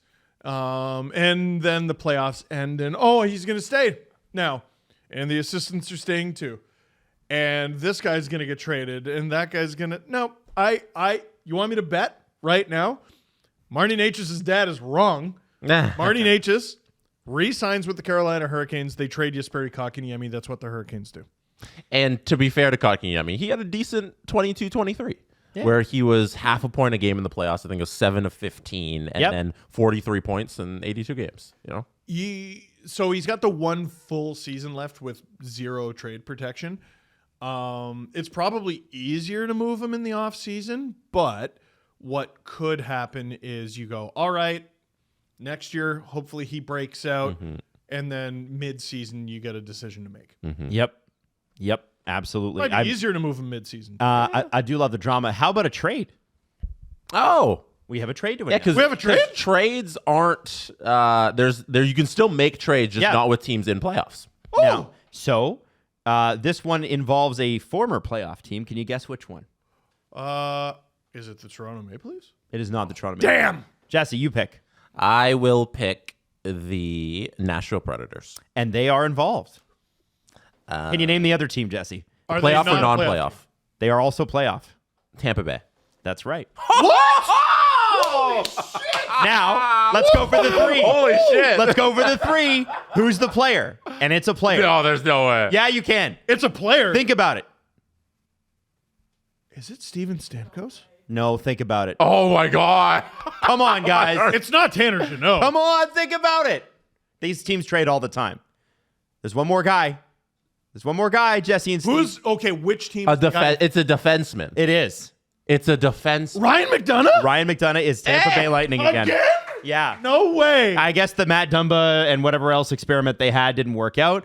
They have brought it from, as far as I can tell, So the deal is McDonagh and Edmonton's 2024 fourth round pick that Tampa somehow has. Nashville somehow has to Tampa in exchange for the 2024 seventh rounder and a second rounder in 2025 to Nashville. What? That feels like money laundering. So basically, Ryan McDonagh is back, and he was the guy that I think Tampa thought they really needed, and they tried to replace at the deadline with several different pieces. They dumped him, but I don't think they wanted to. That was the thing. No. When they traded him, They couldn't afford him. they couldn't afford him. And then I think at the deadline with Dumba, and there was somebody else. Who else did they bring at the deadline? They tried. Claire, didn't they? Cap Friendly doesn't even have this trade yet. No, Chris Krenn. Chris Krenn is the one on my timeline at least that broke it. He is a Tampa Bay Lightning beat writer for the Oh NHL. my God. Wow. Yeah. So, long story short, huge piece for the Bolts. Nashville has actually announced it too. I'm surprised Nashville moved off him. Did he have term left? I think it wasn't that Nashville wanted to necessarily move off of him. It was that I think Tampa wanted him bad enough. And Nashville, McDonagh was really, really valuable for them in the first round. But I would say that Tampa, they can get a second round pick next year out of it, which means that they can move that at the deadline for something else. There it is from CJ himself. So I think if you're Tampa, right? So Sergachev was out, and broke his leg when he came back. I'm sure he wasn't 100%. That put so much pressure on Hedman. But when Tampa won their cups, we were like, Vasilevsky. Oh my God, Vasilevsky. And like they scored a lot of goals. They had guys who could score crazy goals. Kucherov was great. Braden Point was great. Lots of other great performances. What truly set Tampa apart from everybody and helped Vasilevsky be as great as he was is their left side was Hedman, McDonagh, Sergachev. Unbeatable. Game over. Don't bother. Yes, they had to go to some suspect names on the right side. Didn't matter. At any given moment, Tampa had at least one of Hedman, McDonagh, or Sergachev on the ice at the same time. Yep. You're not winning. They're killing you. In the playoffs, forget it. Who do you even hide your best players from? I guess we'll send them at... Who? Sergachev? That sucks. McDonagh then? Okay.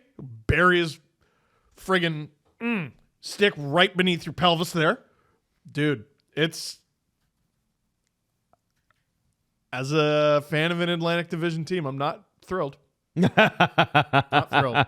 I think it's an indication that they definitely don't think their window's closing anytime soon. And I think, is it a precursor to Stamkos coming back? Jesse, That's I where was my about mind to say the same thing. That's where my mind immediately went. Like, we're getting everybody back. We're doing this thing again. We think we're a lot closer than the Florida series indicates, and Stamkos is going to be a Lightning in a couple weeks. Steven, we need you to take a big discount. I don't want to. What do we got to do? I want Ryan back. I wouldn't be shocked at all if we hear something to that effect. Or this makes it way harder to bring Stamkos back because they're bringing money in and no money went out. I want to see. I don't remember off the top of my head what Ryan McDonagh makes. So It's like 6 or something. Or 5. Let's triple check. It's a lot of make money. Sure. It's a lot of money. Unless he signed some extension with Nashville that I don't remember. No. Why can I do this quickly? Spelled Mac. There we go. Donach. Ryan McDonagh, 6.75 for next season and the year after. That is a Which lot is more than I thought. quite a chunk of change. He also doesn't suck. Yeah, that's very true. He has a He was no very, trade very good this year. clause, and I'm guessing he waived it. The, I'm guessing he waived it. the last time the Nashville Predators and Tampa Bay Lightning did a little tradesy doodle do, it was the Tanner Jeannot trade, unless they did something in between that. I don't remember, but And- I mean the Lightning got killed. And in that one, I think we're going to all agree that they probably look back and don't do that one again just because of the draft capital. So They have a great trading relationship, something you focused on in the past about Kyle Dubas and the teams he loves to trade with. And this seems like definitely one that the Lightning seem to keep going back to. So wait then. Tampa gave Nashville 2 more picks. And the pick that Nashville gave to Tampa is an Oilers pick. So what I'm trying to figure out, the trade tree senses are going off in my head. Are any of the picks from this trade from the Jeannot deal? And unless the Oilers one is, then the answer is no. I wouldn't think so. I think these are other picks. So is that Nashville? That's Nashville's picks? Yeah. For this upcoming draft. They got that's a playoff team that nearly punched their ticket to the second round. They got a first, 3 seconds, 2 thirds, 3 fourths. They don't have a 5th, 6th, or 7th, but all the things And they then just said are why you don't give a shit. Add into this another second round pick in 2025. Yes. Question. Dude, another first round pick. But it's conditional. It's conditional. Oh. Yeah, this was. There is a condition. Yeah. Trade protected. Our top temperature. A question for you guys. Is there any way to look up the trade history involving McDonagh to the Preds and then McDonagh back? Yeah. Yes. You got it there. Yeah, I'll do it in like half a second. Because the reason I ask is I believe Tampa had to pay assets for Nashville to take that deal. It wasn't a lot. If I remember, because remember there was one weird. No. It was Ryan McDonagh to the Nashville Predators in exchange for Oh. Philip Myers and Grant Mismash. Okay, never mind then. It was basically. And then they also held money. They held money. They did? Yeah, because No. if you look No, at it, it's just no, the no, change no, in no. cap. No, that's just the change in the cap. So they lost $4.2 million in cap space. I know, but doesn't he make 6.7? No, it would have said. Yeah. Oh, no, that's the change in what their cap was. So Oh, I see. Nashville's Sorry. cap went up plus 4.2. Because Tampa Myers was making way too Yeah. much. Yes, he It was. kind of screwed his career up a little bit because he was not a bad player, but he wasn't 2.55. Interesting. It's almost like how Connor Timmins like numbers screwing his career. The one thing I do want to say is the Nashville Predators seem to be good at harvesting draft picks from the Tampa Bay Lightning. Yes.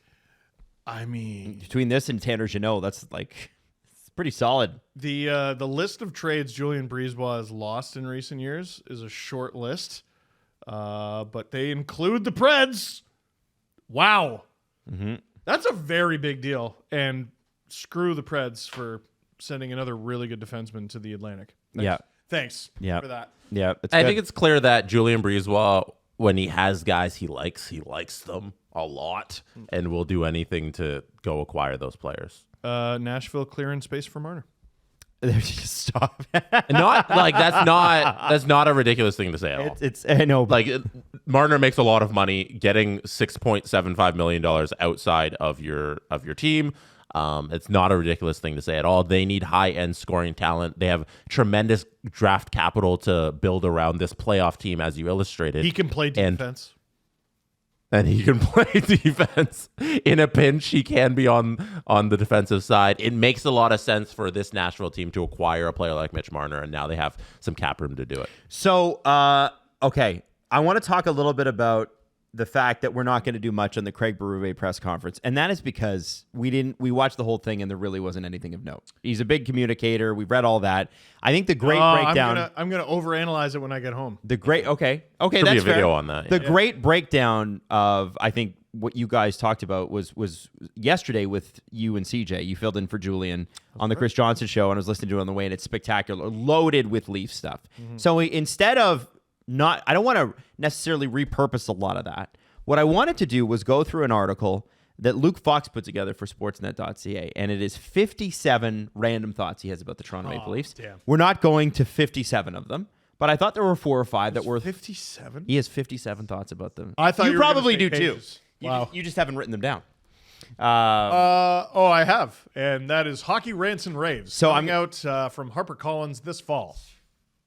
So I'm gonna pull some of these for you. Okay. So the first one, and it's the very first argument that he makes in the whole and these are all just random thoughts. The greatest and simplest argument for changing the Toronto Maple Leafs mix might be watching the second round action and asking yourself honestly, how would Toronto fare in this series? Apply it to any of the series. And I think a lot of people's answer would be not well. the second round isn't the first. Like the intensity ramps up. Mm-hmm. They play better. Everyone plays a little tighter. Yep. Okay. Here's another one. Sorry. I obviously copied and pasted it. Too What many. if I close your computer? We understand True Living's giving new coach Berube the option to chat with current assistants before rushing into things. But with Guy Boucher overseeing the power play that tumbled from 7th overall in the regular season, from 2nd to 7th overall in the regular season, and then flunked out with 1 for 21 in the postseason, he can't stay.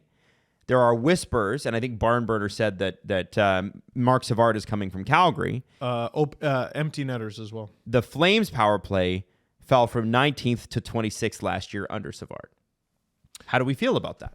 I think they're two different teams. Obviously, the Flames don't have the personnel that the Leafs do. The problem with the Leafs power play is, I feel like the Leafs power play is them in the playoffs. I almost feel like the team dreads getting it. They dread getting the power play because the expectations are so high. If that team is out of the top 5, it's a failure, isn't it? Matthews, Tavares, Marner, Nylander, Riley on the same unit? Score every time. Score every time. What do you mean they can't gain the zone? What do you mean they didn't get a shot? You know, what do you mean they allowed a shorthanded breakaway? To that, Luke Fox said, love to see Berube start the season with 2 balanced power play units to up the urgency and internal competition. An easy reset and attention getter. He said a quick glance of the power plays make the Leafs 5-on-4 look stagnant by comparison. And I thought the key word there was competition, guys. If the 2 power plays are competing for time, it is going to push them harder. Ever since Tavares got here, we've just given power play 1. That's everywhere loading up, and that's what it's going to do. And that seemed like the smart thing to do. Well, but there is no competition between these 2 units. He's probably their most consistent power play performer. Like Matthews and Marner actually kind of struggle at times. It's either Tavares or Willie. Like those are the guys who kind of rake when it comes to the power play. I know what you mean. They do got to split it. There's a bunch more that we can do here, but we are running low on time, so I want to do one more with you guys. And I think this is one that has been whispered about, but hasn't fully been totally addressed by members of the media, so I want to shout out Luke Fox for saying it. At various points this season, the organization sheltered struggling players from the media. If the Leafs are serious about establishing a culture of accountability, that includes answering questions at tough times. Now, we talked about that after Game 7 when Marner and Riley did not come out to speak to the media, both who wear assistant captains who are supposed to be leaders on this team. And to me, that is unacceptable. To this organization, they've allowed that to become acceptable. This is kind of the first public part that we're hearing about it. But from what I have heard from people who are down there every day and spoken to many of them, absolute nightmare to deal with, the PR staff, when it comes to getting players. And, you know, you look at this from an outsider, and we've said this before, like, what do the quotes really matter? Well, and it's true. Does it add to the story? Maybe not much. But here's what I would say from an accountability issue, and the Leafs clearly have an accountability issue. Having to go out and answer them. Forget what the answer is. Have the act of having to go out and talk to the reporters after a shit game and explain your way out of a box, even if you're boring like Tavares. Well, we learned another lesson. Great, John. Appreciate that quote. Yeah. I don't care about Go the on, actual King. words. Give us nothing. It's the act of doing it and being accountable. Because so for instance, people give Lou Lamoriello, and I think sometimes rightfully so, a lot of shit for his, you got to shave, you got to have your haircut, whatever. I heard from somebody that knew Lou why he did it, why he makes teams do that. And he said to the person, do you think that I like getting up and having to shave every day? And the person said, well, no. And he said, no, I don't like it. He's like, but sometimes it's about the act of starting your day with doing something you don't want to do, because your day is going to be full of things you don't want to do that you're going to have to do anyway. You know what's funny? And that's his philosophy on it. I very low key started doing that. Shaving every day? Yeah, I'm obviously not today because I'm feeling good about myself. Like, if you see me with stubble, I'm thriving. Yes, because I felt like complete shit after Isla was born because she's a newborn baby.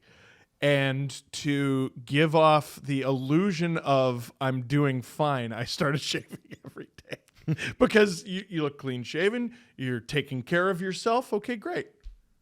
And now I can tell you that was all a lie. It was a clean shaven lie. But sometimes it's a mental mindset, right? It's like what you make people say for them anyway. It doesn't have to work for everybody, but make your bed every morning because it's the first hard. By the way, you shouldn't make your bed every morning. You actually should peel it back and let it breathe, but do it in a nice way. Yeah, from a germs perspective, you should actually not make your bed right away. But long story short, Cover it in dirt. you do it every morning because it's like now I've done something I didn't want to do, and I can do other tasks that I don't want to do. And I think for the Leafs, the resentment from the fan base, not resentment is a tough word. It's absolutely resentment. The frustration from the fan base is, what do you mean you can play a game like that and I can spend my night watching that after a really hard day's work, or I spend my money watching that after a really hard day's work, and then you don't have to come out and answer for it? What do you mean? What do you mean my money goes to buying jerseys and buying this and buying cable subscriptions mostly, or buying streaming subscriptions and watching these games and making room in my schedule for you? What do you mean you don't have to answer 4 or 5 questions from the media for 3 minutes? Because that's all it lasts for. It's like 3 minutes long. If you're intimidated by a microphone, no wonder you lose to Brad Marchand or Matthew Tkachuk or Sam Bennett or anyone. It's again, is Toronto a tough hockey market? Yeah, absolutely. Tough hockey market. It's such a key distinction. I don't think it's a difficult sports market, like at all. Like in the grand scheme There's of nothing. things. There's nothing great to compare it to usually, unless it's like the Raptors won the championship in 19. It's like, I don't even think it's difficult in terms of North America, but like we were talking about earlier, play a game ever in Europe. I love that video of Nikola Jokic, who gets to hang out with his horses now, and they're like, Are you intimidated by whatever it was, the game? And he's like, I played in Serbia, brother. And then they show a game in Serbia and the stadium's on fire. Smoke everywhere. It's on fire. People bought flag. Where do you keep a flag the size of a garage? Where do you store that in between games? And why are there 12 of them? How did you all get that flag? You know what I mean? I understand. I don't want to give them fuel or what. Like, I think, like, imagine a movie where an NHL player woke up as LeBron James. I think you'd shit yourself and die. You know what I mean? Yeah. Or woke up as Tom Brady. Yeah. Or woke up as any soccer player in the world. And so because of this, the PR staff has to play a role. And it's not the PR staff. They're getting their orders from the top. The Brendan Shanahan can't hide these guys from the world anymore. They're in their mid to late 20s. They're making, especially the core 4, making over $10 million a season. It's enough. Shanahan won 3 cups in the tiny hamlet of Detroit. Yeah. They just discovered hockey in Michigan. Well, are you serious? I think that they thought that it would allow the players to focus more. And as usual, how'd it go? Well, and you said it about Dubas a couple of times. Every time Dubas goes to bat for these guys, they kick him in the teeth. And it's sort of been, it's like, I just need to stop speaking to the media so I can focus on my game more. How did that go? It's not the media. It's not the this. It's not the that. It's the you. And we gotta get back to, like, because this team was more accountable earlier on in this decade. They were in front of media. The assistant captains, before there was a captain, were not allowed to hide away. And it's got to be like that again. I think that is a key thing. You want to play here. You want to make a lot of money here. You want to be a god here. And I don't mean that just to target Mitch, by the way, because he's right. I loved that quote. He's absolutely right. You treat it like gods. Repeatedly said he was right, and people misinterpreted the quote. You gotta stand in front of people and take some questions when it's uncomfortable. Do you see how we talk about Mitch? Mm-hmm. Like, valid criticism followed by. I'm not interested in doing that anymore. Let's do the press conference. The Presser. SDP. The Steve Dangle Press Conference. Since we last talked here on Friday afternoon, another Toronto team lost in the playoff in a devastating fashion. It was Jesse. I was at the PWHL Toronto game on Friday night, and unfortunately they lost to Minnesota. We don't do a lot of breakdowns of games or anything from the PWHL, but they had a fantastic season. It's so unfortunate that Natalie Spooner got injured in the middle of the playoffs for them in their 5-game semifinal series, because she was their leading scorer, and it showed from the moment they went up 2-0 in the following games. They went on to score 0 goals on Monday, 0 goals on Wednesday, and then they managed to eke out a goal on Friday. But as soon as Minnesota scored 1, and then they got another one after it was 1-1, they got that second goal. Just scoring felt like a lead felt insurmountable for the Toronto PWHL. It felt like it was impossible for them to put anything in the back of the net, and it sucks that their season ended this way, because it looked during the regular season that this was the best team in the league. It looked like out of the 6 teams, once they got going, this was going to be the team that's going to go all the way, and scoring just completely disappeared, and Minnesota was able to come back from a 2-0 series deficit to take a 3-2 victory. Jesse, What was the atmosphere like? Yeah, Unbelievable. Okay. It's better than any hockey game in the entire city. Like, it's the best atmosphere is in PWHL games. It's my second one. I went to one at the Mattamy Athletic Center, and then now this one was at Coca-Cola Coliseum. Both times, unreal atmospheres. And you can see the crowds are different crowds. It's not the crowds that can go to Leaf games, because regular people can't afford those Leafs. Or are they wearing jerseys? Yeah, they're wearing jerseys. Yo, that's they're crazy. chanting all of the entire game. The music is better. Like, so full credit to music's them. better. The in-game atmosphere is much better than a Leafs game. Like, it's a better crowd every which way. Luke Fox actually mentioned that in the article. He's like, I'd really like he said I'd really like the Leafs in arena staff to just dial it back a little bit, because he's like, this whole fake get loud stuff and the whatever. He's like, it's drowning out the chance of Sammy. It's drowning out the chance of Go Leafs Go. And if you listened, I pay attention to this stuff because it's stupid, but if you listen to the music Boston played at home versus what the Leafs played almost exclusively electronic music, and dance music's great, electronic music's great, but it can't be dubstep every time. Sometimes you got to have like a foot stomper or a clapper or something like that, or a shipping off to Boston or something. Adam. Boston plays feel good music. The Leafs play. No, it's exploding. It's 2011, Adam. Give the people what they want. What's that? Dubstep. Yeah, 100%. Let's go. Yeah, exactly. And I'm like, listen. Can we? I think he's right on that. Yeah. I think he's right on that. And Jesse, you pointed out it can be done in Toronto. Yeah, no, it's fantastic, and a lot of that obviously is the ticket prices. Like, my get-in price, it was like $50 or something like that. You know, it wasn't bad, and we're sitting. There's only one bowl, so it wasn't like, I didn't have, they had standing room tickets too, which were like $44 something, but I got an actual seat for a little bit more than that. And Kristen Campbell, their goaltender for Toronto, she had a 962 throughout in the 5-game series. She was unreal, and the team just couldn't friggin' score, and it was devastating to see them go down this way, because it's fun to see that in the PWHL, just like the NHL, there's 2 different hockeys. Yep. There's a playoff PWHL hockey and a regular season, and then when it came to the playoffs, goals are hard to come by, and this is a team that lost their leading scorer and couldn't score anymore. Jesse, I think everyone should watch women's sports. Perhaps you and I should not. Why? Because Toronto lost because you were there. Yeah. And yesterday, while taking care of Isla, girl dad, I was like, you know what? Playoff game isn't on for a while. Let me see what sports are on. And I turned on the WNBA, and Caitlin Clark immediately rolled her ankle. And she came back. She did? She came back in that game. Yeah, she's fine. She'll be fine. I was unfortunately in diaper town. But, yeah, that was, as soon as I saw it, I'm like, dude, like, I tuned in to see her. I'm surprised she came back. She did. Yeah, it wasn't too bad. But Indiana Fever start 0-4, and Caitlin Clark's.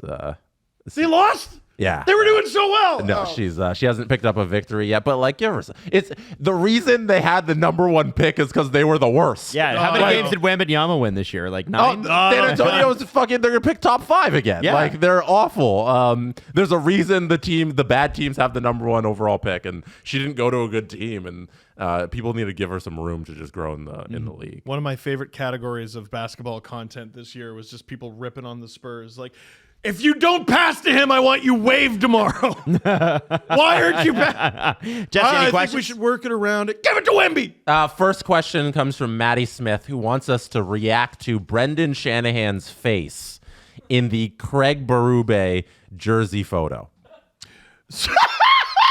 Adam's doing a good impression of Brendan Shanahan's face. Do we have split screen tech? Yeah, can you do picture-in-picture for that? Oh, There you go. Oh, shit. There it is. This is good. Oh, Adam. Now, Now, I will say, I do think he's excited about the hire. I think it's just he's giving you the dad smile there. no, that's how he looks. He smiles better than that. No, that's go back and find Brendan Shanahan toothless smile photos. That's how he's. Adam, do it. Do the face. I don't know why that's so funny to me. Craig Berube looks job. like he could kill you. He could. Like, I know he was a tough guy in the NHL, but damn, those are some eyes. He could. Those two fought, by the way. No, maybe- Berube and Shanny. They did, yeah. The video's been going around. Yeah. Who won? Not Shanahan. Oh, okay. I can't remember if I said it here or on my channel, but like it's Devils Shanahan, which means early career Shanahan. So he was very thin. which means he didn't check the game notes. No. He fought, I'm pretty sure, Philadelphia Flyer Craig Berube. You're out of your mind. Yeah. No, that was one of the toughest guys in the league. Yep. One question we did have from maybe it's Ian on our Discord Maybe. server.